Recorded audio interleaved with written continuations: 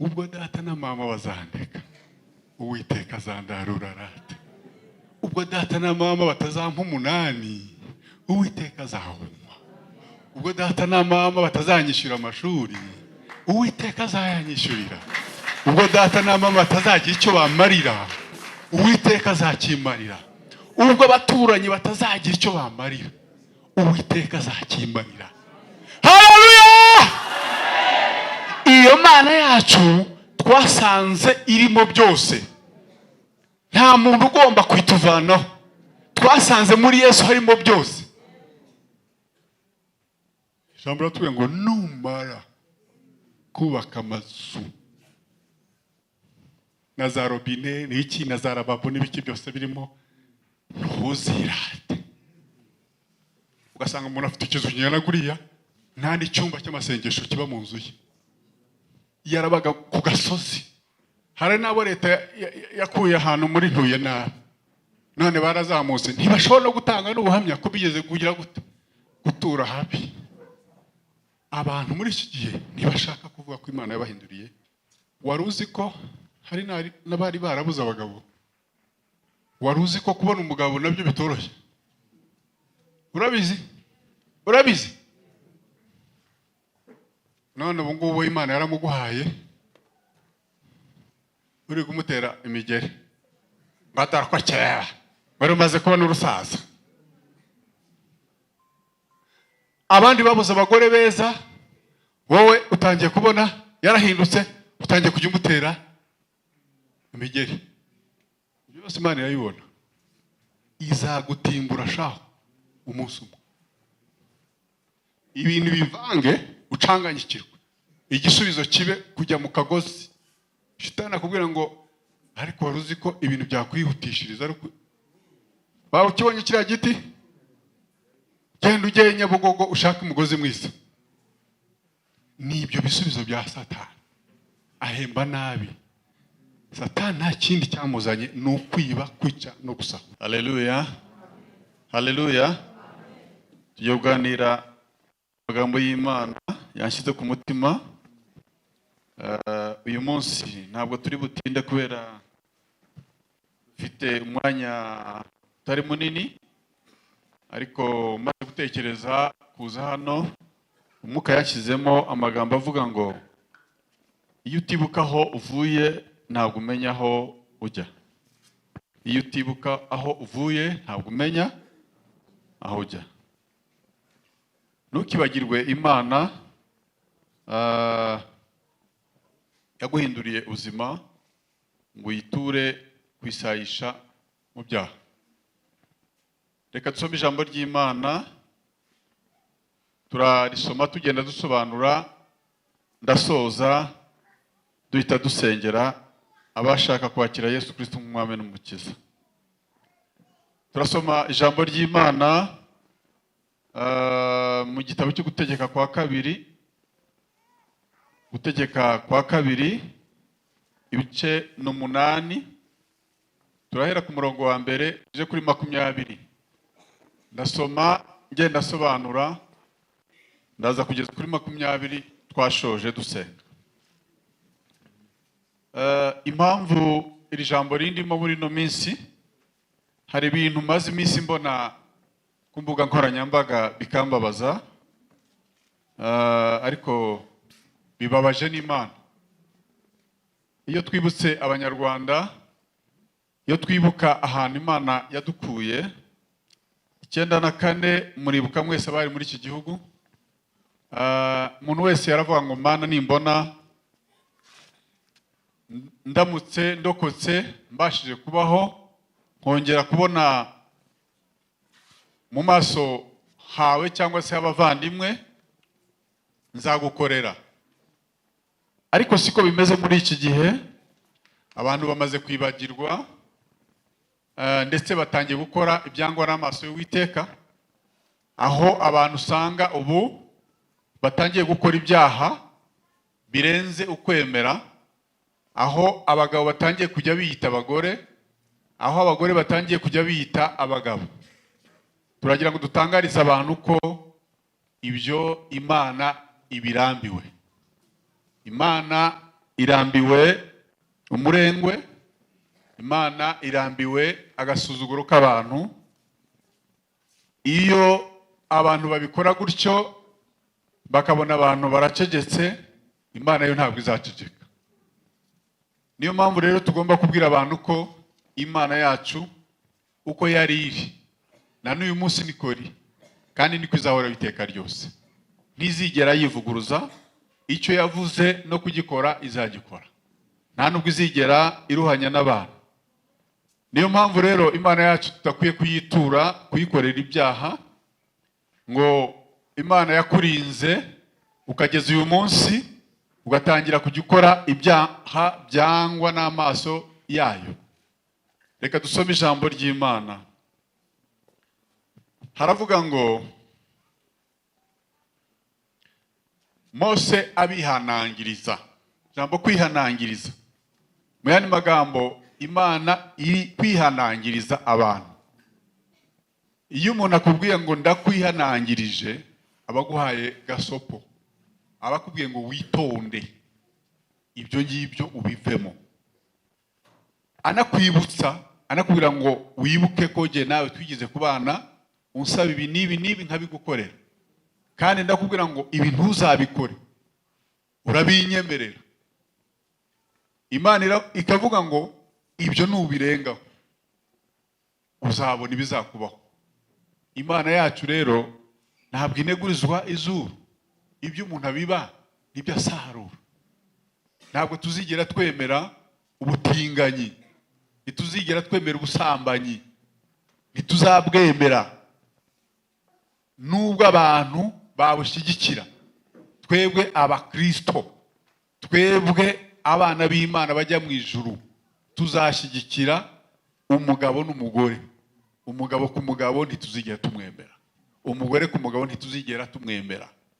Torero, ndagira ngo dusenge cyane uwo mwuka w'ubusambanyi uri kuza. Imana yacu ntabwo twakwiye kuyitura ubusambanyi, dukwiye kuyitura amashimwe. Imana yangiriye neza ikankiza, ikamvana mu byaha, ntabwo nzigera nyishyigikira muri uwo mushinga wo gushyigikira ibyaha. Reka dusome. Haravuga ngo amategeko yose mbategeka uyu munsi mujye muyitondera, muyumvire, kugira ngo mubeho mugwire. Muyumvire kugira ngo mubeho mugire gute? Nimutayumvira murabyumva ntabwo muzagwira. Mujye mu gihugu yarahiye basekuruza banyu ko azaba, mugihindure. Kandi ujye wibuka urugendo rwose rwo mu butayu Uwiteka Imana yawe yakuyoboye, wakuyoboyemo iyi myaka uko ari 40, kugira ngo gucishe bugufi, kugerageze imenye ibyo mu mutima wawe, yuko wakwitondera amategeko yayo cyangwa utayitondera. Hano hari umuntu udafite imyaka agejejemo ra? Buri wese ntafite imyaka amaze kuri iyi si? Yego. Mu yandi magambo, iyo myaka umaze Imana yayiguhaye kugira ngo igucishe bugufi, ikugerageze, imenye ko uzayubaha. Ntabwo iyo myaka ari yo gukora ibyaha, ntabwo iyo myaka ari yo kuzana umurengwe, ntabwo iyo myaka ari yo kuza gukora ibyangwa n'amaso y'Uwiteka, ahubwo ni imyaka yo kuzirikana agaciro k'Imana yacu. Imana yacu yatugiriye neza. Nta muntu uri hano kubw'imbaraga ze, ari hano kubera ko Imana yabigizemo uruhare. Mbese wibwira ko abapfuye cyangwa se tubarusha gukomera? Turakomeye. Ahubwo nuko Imana yaturinze kugira ngo uyu munsi wa none tube abakozi bayo kandi tuyikorere. Yego. Kandi ujya wibuka urugendo rwose rwo mu butayu Uwiteka Imana yawe yakuyoboyemo imyaka uko ari 40, hitukira mu imyaka yawe. Si byose? Hitukira mu imyaka yawe. Imana yabwiraga Abisiraheli imyaka 40 bamaze mu butayu, ibagerageza, yemera ko bicwa n'inzara. Suko burya Imana ibibuza ibiryo. Hari Imana yemera ko ikigeragezo kitugeraho. Paulo yaranditse aravuga ngo kubakunda Imana byose bifatanyiriza hamwe kutuzanira iki? Hari igihe Imana ijya yemera ko ibibazo bitugeraho nta mushinga n'umwe Imana ikora ngo ihombe. Ariko iyo utabashije kumva ibikuriho ngo ubashe kumenya n'icyo Imana igushakaho, urahomba. Ni byiza ko twese tumenya ko imyaka yacu dufite ntabwo ari gukora ibyaha, ahubwo niyo gukizwa, niyo kuzajya mu ijuru. Turi abagenzi n'abimukira. Iwacu ni hehe?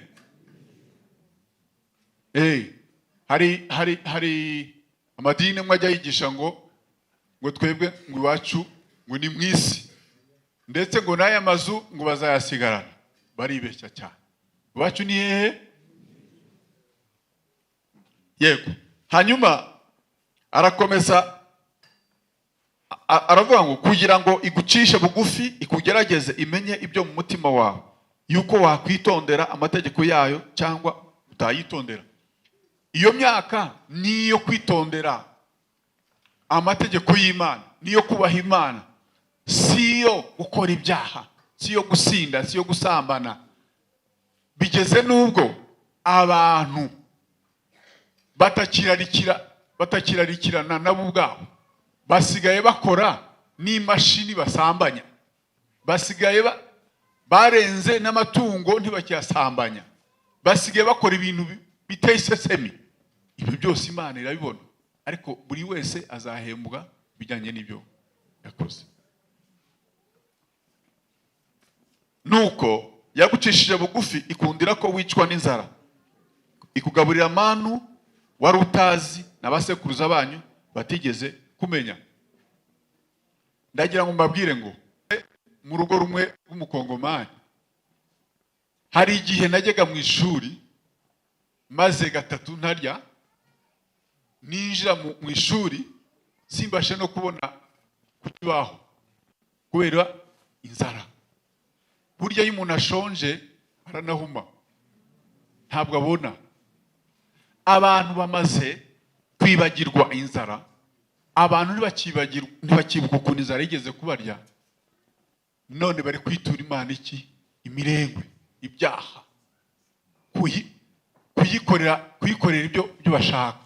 Umuntu w'umugabo muzima ufite ubwenge akambara ingutiya akajya mu muhanda, yarigeze kuribwa n'inzara, yararaye mu mashyamba avuga ngo Mana, ubu nzongera kugera mu gihugu cyacu, akaba ari byo yitura Imana. Inzara bene data iraryana, inzara. Burya rero niyo turiye haba harimo icyigisho. Umuntu aba agomba gutekereza no ku bandi bashonje, akavuga ngo nanjye nimpa ibiryo nzabashe guha n'abandi. Ariko rero abantu kubera umurengwe basigaye barya nyine, bakagera n'ubwo bumva bagerekaho n'ibyaha. Ibiryo Imana yabahaye, inzara yarashize, ubu deseri yabaye ibyaha. Imana idufashe kandi tugire neza.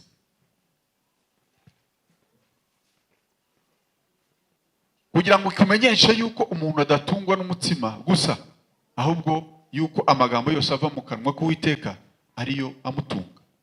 Urabwira umuntu ngo dusenge, dufate iminsi yo kuba imbere y'Imana, twiyirize, akakubwira ngo ntabwo bishoboka, kandi hari igihe yakoze amasengesho y'agahato atanabishaka. Inzara yiturya biba biduha ikigwa yuko hari igihe tugomba no gufata igihe cyo gusenga Imana, tukiyima ibiryo. Impamvu mubona abantu bafite ibyaha byanze kubavamo nuko batajya biyiriza ngo bumve inzara uko iryana. Biratubwira ngo hari umudayimoni utajya ukurwaho n'ikindi usibye kwiyiriza, gusenga no kwiyiriza. Iyo wiyirije inzara irakurya.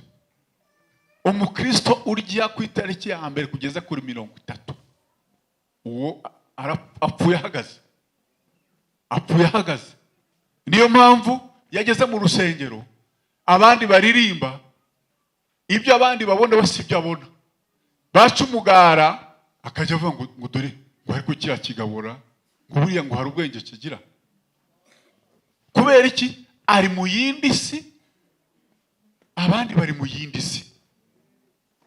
Gusenga bifite umumaro, bituma tumara igihe mu gakiza, bituma tubana n'abantu dukorana tukagira imbaraga tukabategeka, bituma tubana n'abantu ku mbuga ntibatuyobore ahubwo tukabayobora. Gusenga bitanga imbaraga.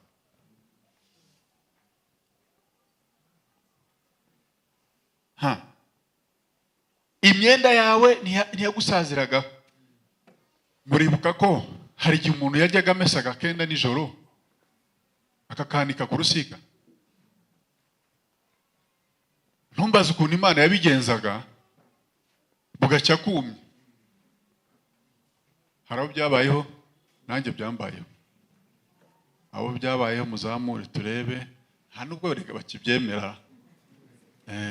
Nyine n'abaviziyo. Abo duhuje amateka arata muzamure twibuke Imana yacu. Imana yarakoze. None dusigaye duhinduranya iki? Imyambaro. Abandi basigaye bajyana imyenda bakayimeserera muri za mashini sexual zihita zumutsa ako kanya. None abo ngabo rero, abo nibo basigaye batwigisha yuko ibyo byaha nabyo bishoboka. Ntabwo tuzigera tubyemera. Haleluya, haleluya. Wari uzi ko hari n'abandi barwaraga inda? Murabizi? Inda murazibuka? Ab'Imana yakishije inda, tuzamura Imana icyubahiro. Hari abarimo kwihagararaho barabyibagiwe, ariko Imana ibibibutse aka kanya. Imana yarakoze rata, yadukijije kurwara inda. Burya si ikindi, ni ukubera wa mwambaro umwe wahoragamo. Kandi igitangaje, uzi ko wa mwambaro utajyaga unasaza. Uzi ko wambaraga umwaka ugashira, kandi abantu bakagira ngo ufite imyambaro myinshi, kandi ugahora ukeye. Imana yarakoze, yaduhishiriye rata, tuyongere icyubahiro yo gahoraho.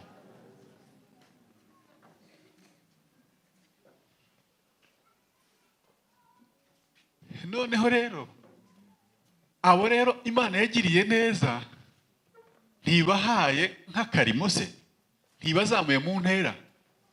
Reka mbabwize ukuri,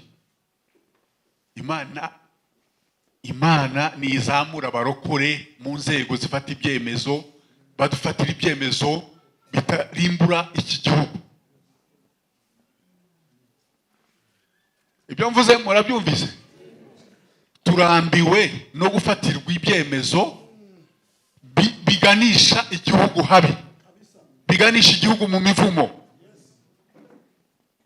Harageze ko Imana izamura abarokore bumva iby'Imana neza, batekereza, bagatekerereza igihugu mu buryo bujyanye na gahunda z'Imana.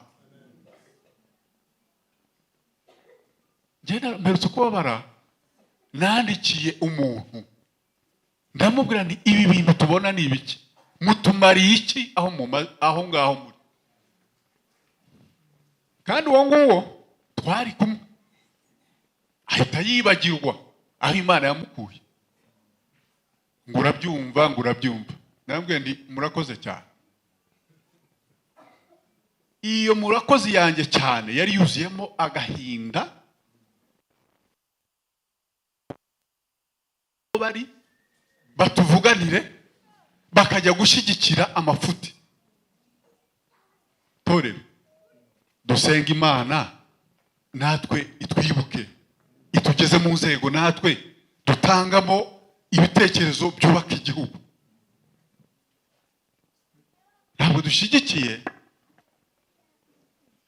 ibyaha birimbura igihugu.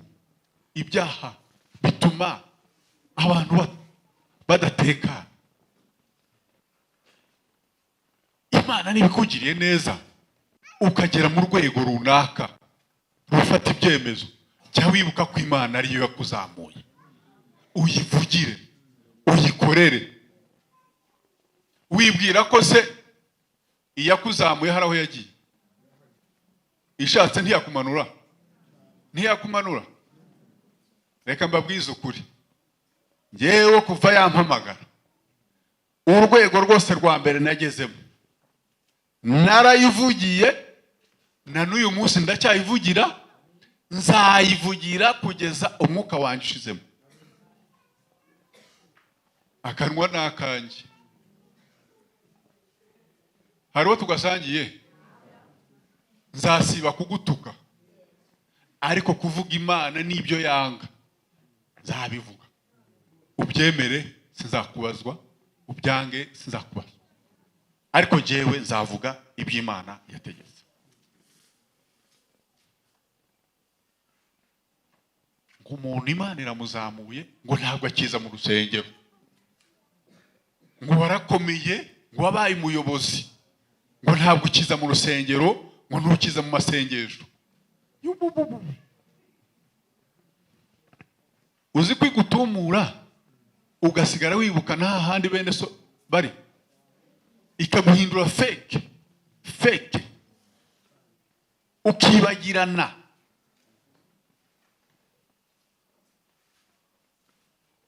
Yigeze yakubita umugabo bita Nebukadineza imyaka ingahe?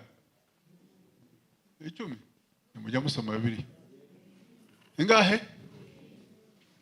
Yamaze imyaka 7 arisha nk'inka. Ubu bwenge dufite n'aya magambo dufite ni ukuberayo. Ishatse yashyiramo akantu gatoya bikivanga, ya koti ukaryambara uricuritse, ya karuvate ukajya uyijyana uyiziritse ku kuguru. Mureke iyo myirato, mureke twubaha Imana yacu. Ariko muribagirwa ingendo abanyarwanda bakoze muri Afurika. Murazibagiwe aka kanya. Muribagirwa abantu bapfiriye muri Kongo. Muribagirwa abantu baguye muri iki gihugu. Muribagirwa ibyo Imana yagiye idukorera abari mu mahanga, Imana ikaducyura tukazana.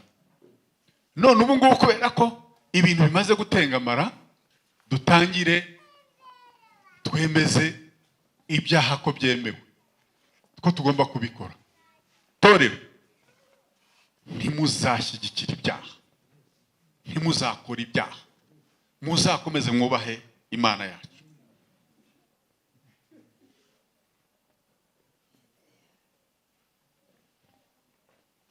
Wari uzi ko hano hari ahandi havuze ngo kandi ikirenge cyawe nticyagiraga gute? Nticyabyimbaga muri iyo myaka uko ari 70 ingahe? Ndebera kugenda, harabavuga ngo kugenda utambaye inkweto waryo babyita gute? Harabavuga ngo ni isereri. Kugenda utambaye inkweto ukamara imyaka 40.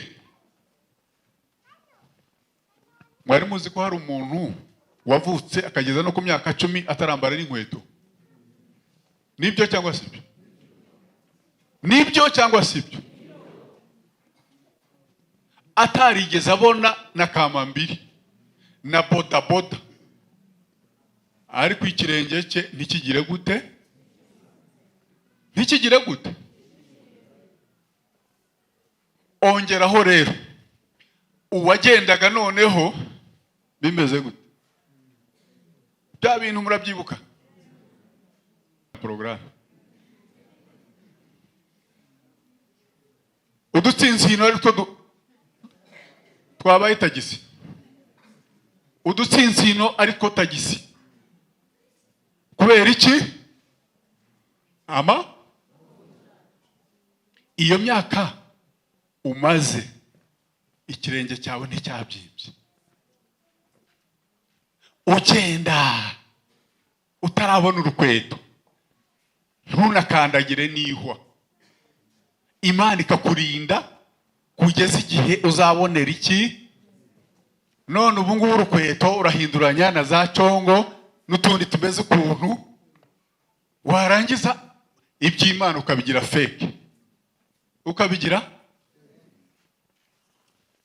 Imana yacu ikibireba ibyo byose imaze kubireba ngo aba bantu ni ba fake, ni ba fake, ikakuzamura intugu.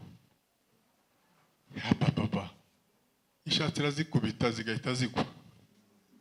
Iyo ziguye nta n'ishati yongera kugira gute kugukwira. Imana yarakoze, hari abo yigeze izikubita ikorera mu buyobozi bwiza bwite, intugu zirongera ziragute zirazamuka. Niba zarazamutse rero wizizamura, zirekere zigumaho zire, icyubahiro kibikiki.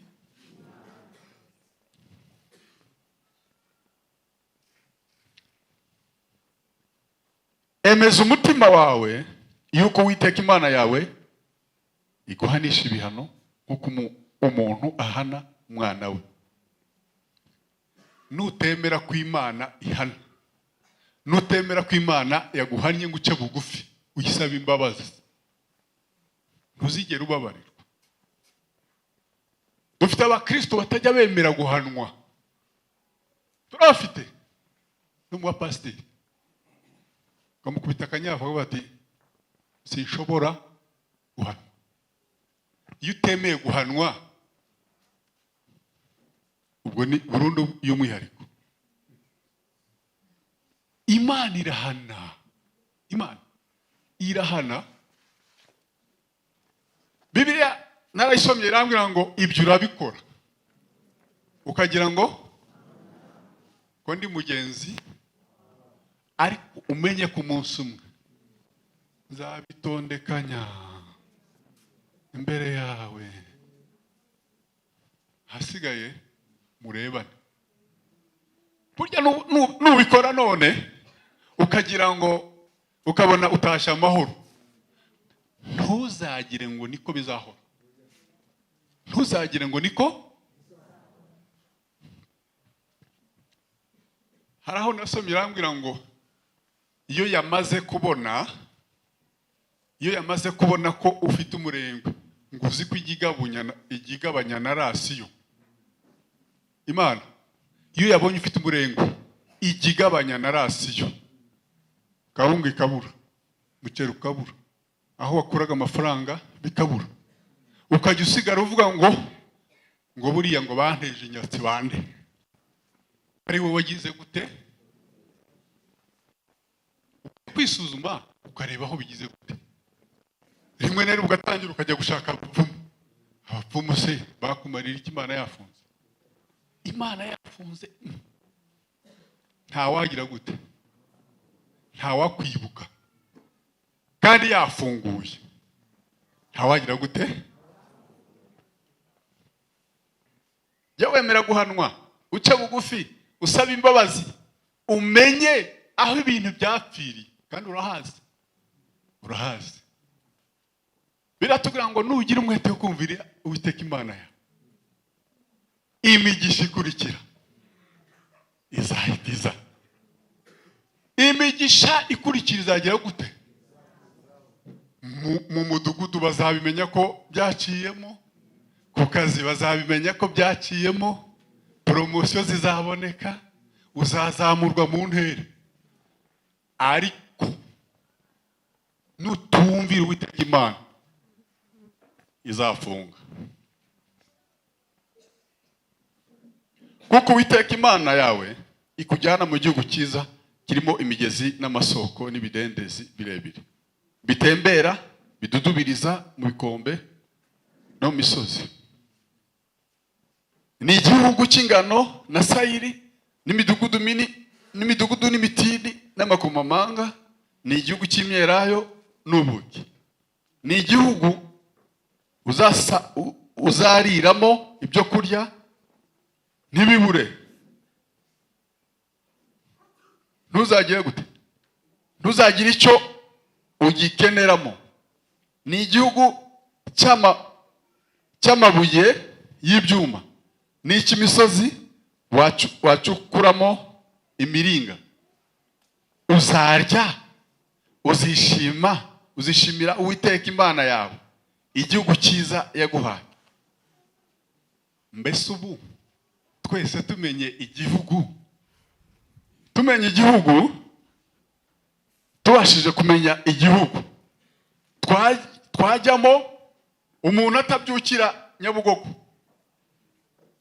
umuntu atabyukira mu murima, cyo kurya gusa kitaburamo ibiryo, ntitwashirirayo hatariho za bariyeri, badasaba za visa, ntitwagenda. None barakubwira ngo ngwino mu ijuru nta nzara tuzagirayo, ukabyanga. Ngwino mu ijuru ntituzasonza, ni igihugu cyiza cy'amata n'ubuki, kandi kuza n'ubuntu, ukabyanga.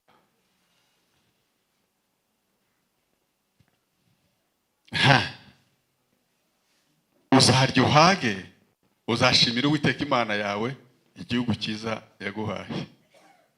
Hari umugabo, nguwo ni umukozi w'Imana sinamuvuga, barasenganaga ngo yahaze, ngo umunsi yashatse umugore, ngo kuva yabaho ngo yahaze ari uko ashatse iki, ngo imyaka yose yabayeho iwabo ngo ntiyigeze agira gute, ahaga. Reka mbabwire, mu isi nta muntu ujya uhaga. Baguha umushahara wa 200 ugashaka wa 400, baguha 400 ugashaka wa 800, baguha 800 ugashaka wa 1,600,000. Nuko isi nta guhaga. Isi umuntu akanga gukorera Imana, ngo mu gipasitoro ngo nta kantu karimo. Abapasitori, Imana ibamugisha ko mwaje gukora Imana, mako kantu katarimo, ariko karimo. Ese murabona hari icyo mbayira? Murabona hari icyo tubaye? Ega, urebye byonyine fagitire Imana isohora kugira ngo tube amahoro, urebye byonyine kuba mpumeka, haba mu mutima wanjye nda amahoro, ndyama gasinzi. Ugiye yaravuze ngo nzaryama niziguye kuko Uwiteka ari umbereye. Iyo fagitire wayibona, uwo mujepe wa mwishyura ngaho. Uzi abarozi barara bagendagenda iwaho, ugeze ikigiye kubera imbaraga zawe se, akantu nta karimo cyane, karimo. Haleluya. Erega Imana yacu ntabwo tuyirebesha aya maso yo mu mubiri. Byashoboka ko ibifatika n'amaso twe ntabyo dufite, ariko Imana yacu ifite uburyo igitugenza.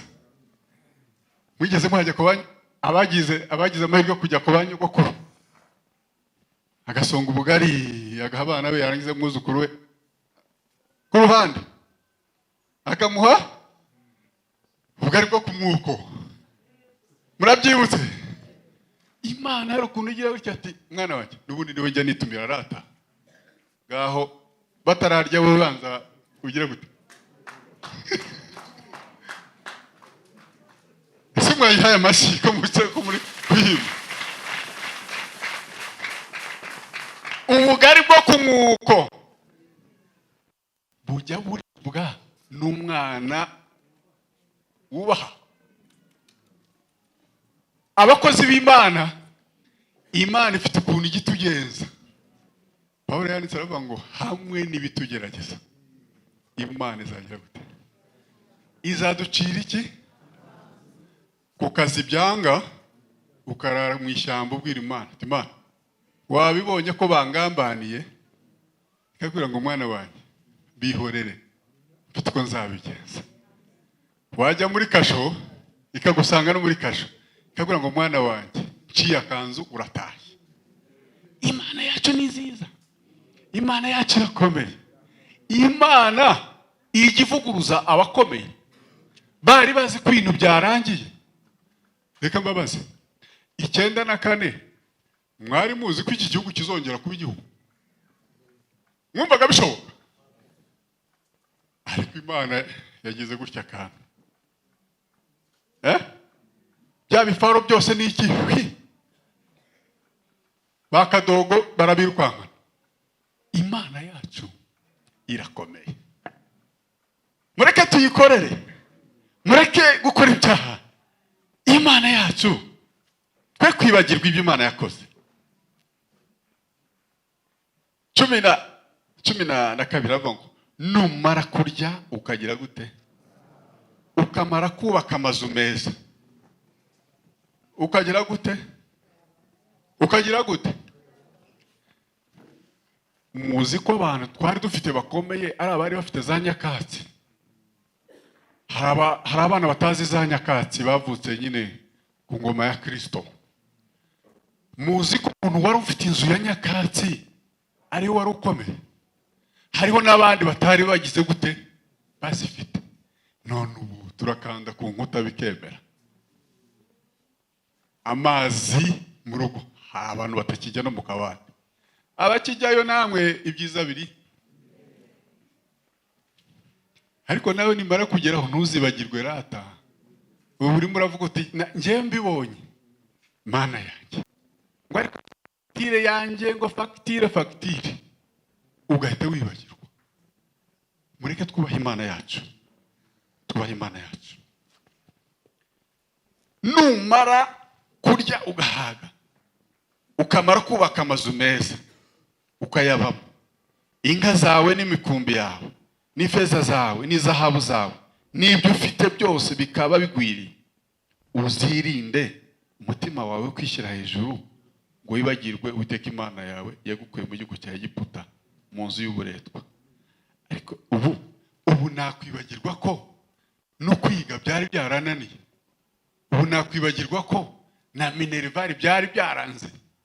Ubu nakwibagirwa ko inzara yari imeze nabi. Imana ikaba yarampinduriye amateka.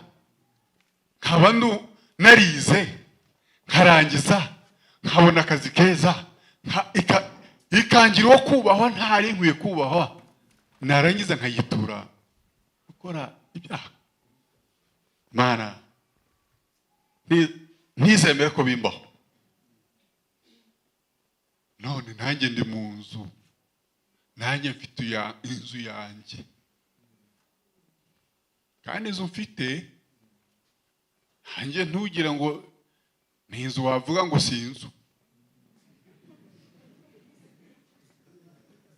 Ntabwo ari inzu. Ntabwo ari inzu ntiwayirayemo. Njyewe nza muri iki gihugu nazanye urukapu. N'ubu ruba ahantu narujugunye njya ndunyuramo nkarureba. Mana warakoze. Dore ikintu ninjiranye muri iki gihugu. Dore ahantu kiri. Ntabwo ujya ukibona hahandi se na gitari. Urukapu ngimpunzi irahungutse. Urukapu ruri ahantu narutaye ntinya no kurureba. Ariko ndi mu kizu kingana n'urusengero. Nindangiza ngo nge hariya ngo kameme ngo urumva ngo by the way ngo in fact ngo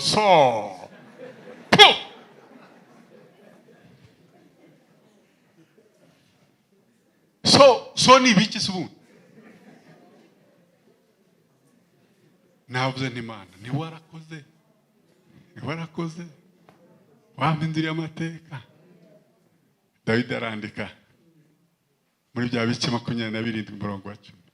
Ubwo data na mama bazandeka Uwiteka azandarura rate. Ubwo data na mama batazampa 8 Uwiteka azahumwa. Ubwo data na mama batazanyishyura amashuri Uwiteka azayanyishyurira.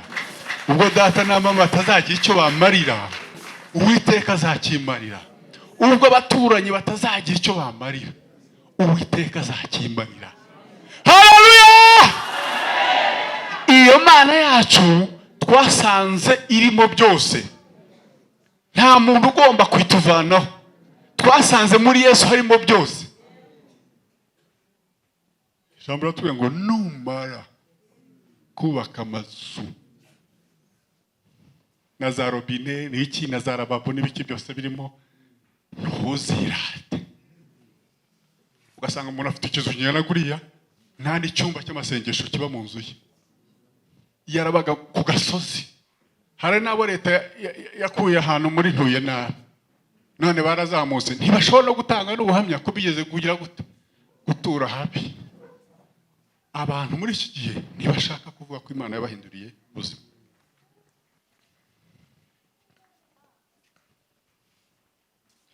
Wari uzi ko hari n'abari barabuze abagabo? Wari uzi ko kubona umugabo nabyo bitoroshye? Urabizi? None ubu ngubu Imana yaramuguhaye,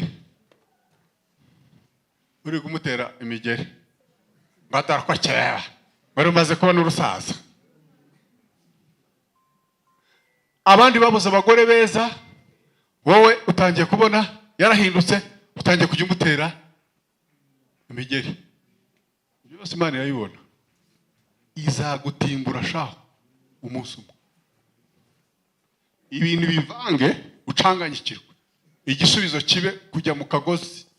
Shitani akubwira ngo ariko wari uzi ko ibintu byakwihutishiriza, ariko bawe ukibonye kiriya giti, genda ujye Nyabugogo ushaka umugozi mwiza. Nibyo bisubizo bya Satani. Ahemba nabi. Satani nta kindi cyamuzanye ni ukwiba, kwica no gusahura.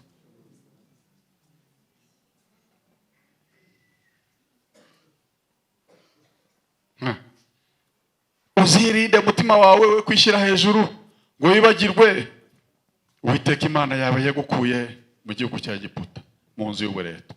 Mana yanjye, ubu nzibagirwa ukuntu njyewe nigeze kugambanirwa, narafunzwe bien, kandi njyewe nafunzwe n'abantu basobanutse. Umuntu wa wundi ukomeye cyane muri iki gihugu arategeka, akorana nabo hasi muri gahunda zabo, dutegetse ko kanaka ajyamo. Njyewe nari mfite amakuru yizewe ibigiye kumbaho. Buriya rero bajya twitiranya. Cyo bikoze twakwirirana mu kazi nibyo, ariko hari ibyo ubutazi. Imana irambwira ngo barakugambaniye, ngo bagiye kuvuga ko ufite imbunda. Nabaho sinigeze mba n'umusirikare, sinigeze mbaho na daso, sinigeze mbaho na roko defense, ariko ngo barakugambaniye. Imana yavuze usenke biraje, cyo bikoze izabikwereka ntibizakubaho. Ngiye kubona umunsi umwe, icyo gihe baraje baramfashe, nsanga bahimbye urudosiye, nsanga n'imbunda koko, imbunda baranjyana. Ngeze muri kasho, mukarambwira ngo nakuzanye hano kuvuga ubutumwa. Ntangira kuvuga ubutumwa. Wari kuzagera hano tese? Mvuga ubutumwa, imfungwa ziri hano. Umunsi wo kunjyana ku rukiko, umwuka w'Imana ajya ku mufungwa mugenzi wanjye, arambwira ngo umukozi wanjye mubwire ko azataha. Imana iciye iki? Ariko nareba urudosiye. Mana yanjye ndarufite. Ngeze mu rukiko, umushinjacyaha aranyumva, nashaka azabikurikira. Nimba mbeshya n'umuhamya. Mbere yuko ahaguruka kunshinja, umwuka umubana muke. Umwuka umubana muke. Kuzamura bikanga. Asaba intebe turayimuha. Arangije ati naho ndumva bigize gute? Biranze. Ati uru rubanza ndwikuyemo, sinzanarugarukamo. Hakurikiraho undi nawe ati iyi dosiye sinayijyamo, sinajye bayikoze. Haza undi wa gatatu, afunga umwuka araza.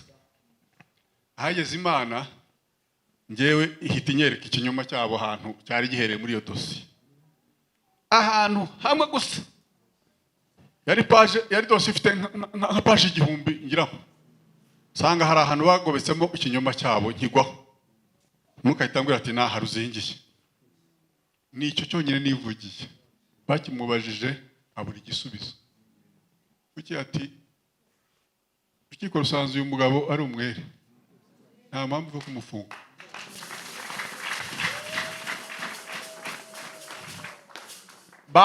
Bakora inama bavuga ngo turashaka kutwemerera tukakurega mu mizi. Tukashyingura dosiye ko kukurega mu mizi ntibishoboka. Ndabwa noya ni mundege mu mizi mburane nawe. Mundege nari mfite iki amakuru. Bagakora inama yabo bakavamo bakaza kungisha inama. Ese uratwemerera tukurege cyangwa tukureke? Ni mundege. Bamaze gukora inama ubari mukuru aravuga ati jewe ndabona nta mpamvu yo kumeza kurega uyu mugabo. Nta bintu bimufata. Ndategetse ko iyi dosiye ishingurwa. Wa mushinjacyaha wari ufitemo inyungu amenye ko bagiye kumwimura, atereka ngishyiremo sinzanakiburana, azasigara arwana nacyo.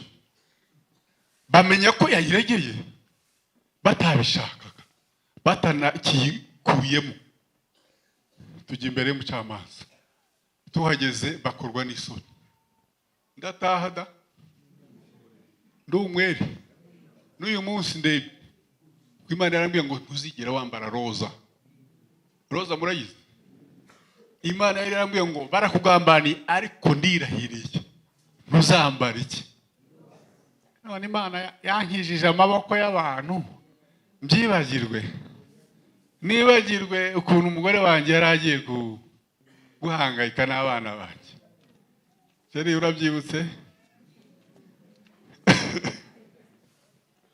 Nzakorera Imana yanjye ubuzima bwanjye bwose. Iminsi yo kubaho kwanjye niyo gukorera Imana, si yo gukina n'abantu, si yo gukina n'ibyaha. Buriya umunyarwanda yaravuze ngo utaranigwa agarabye agira ngo rata ababaye muri ziriya nzu zihugura abaturage butisa tuzamure duhe Imana icyubahiro yahatukuye. Nta nuko bakibyemera, njyewe navuyeyo rata. Abageze mu nzu z'imbohe tuzamure Imana ikatuvanayo. Imana yarakoze kudukura hariya hantu. Uzirinde we kwibagirwa. Ariko nawe ngubanza warigeze kugera hariya hantu. Warahageze. Imana yarakoze. Uzirinde we kwibagirwa imbaraga zanjye nibyo byamesheje ubutunzi. Ahubwo uzibuka Uwiteka Imana yawe kuko ariyo iguha imbaraga zikuronkesha ubutunzi. Hari abantu rero basi ngo nzi gucuruza shaka. Ngo njyewe ngo ngira ukuboko kwiza. Hari umuntu ugira ukuboko kwiza, ukuboko kwiza ari kw'Imana. Ngo njyewe ndakora ngo ubige. Ngo mbese ngo agira akaboko keza. Keza kahe kazabora. Ukuboko kwiza ko ari ukuboko kw'Imana kutazabora. Imana niwe yagushyiriyemo ukuntu bigacamo. Ugira ngo n'imbaraga zawe se? Wakubita isuka bikera, ugira ngo n'imbaraga zawe? Wajya gukora ikizamini bigacamo, ugira ngo n'imbaraga zawe? N'ubwenge bwawe se? Ni Imana iwe yabikoze. Ariko yamara kubigukorera ukibagirwa imbaraga z'iki?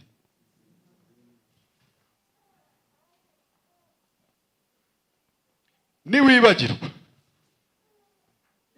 Uwiteka Imana yawe ugahindukirira izindi mana ukazikorera ukikubita hasi imbere yayo, uyu munsi ndaguhamiriza yuko utazabura kurimbuka.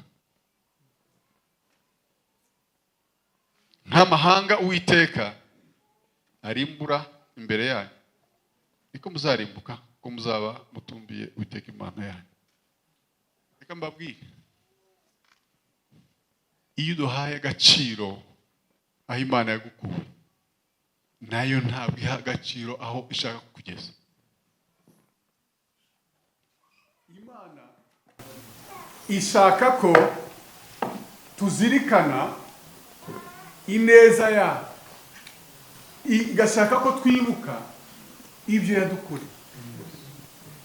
Noneho iyo tumaze kwibuka, turaza tugashima, tugaca bugufi muri bugufi, ikongera ikatudimbiramo.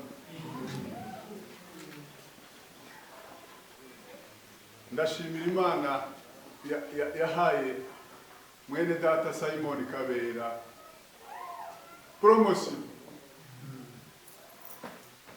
Hari abantu bazi Simon Kabera? Si umurokozi? Yararimbira ngo ukura ku cyavuma, kwicazanya n'iki? Ngo abari abatindi wabahaye imibereho, ukura ku cyavuma ukicazanya. None ubu ngubu se ugira ngo wapfa kumugeraho? Wamugeraho? Ibintu byarahindutse. Kubera iki? Yaciye bugufi, akomeza guhamya Imana, no mu kazi ke Imana imugira ukomeye.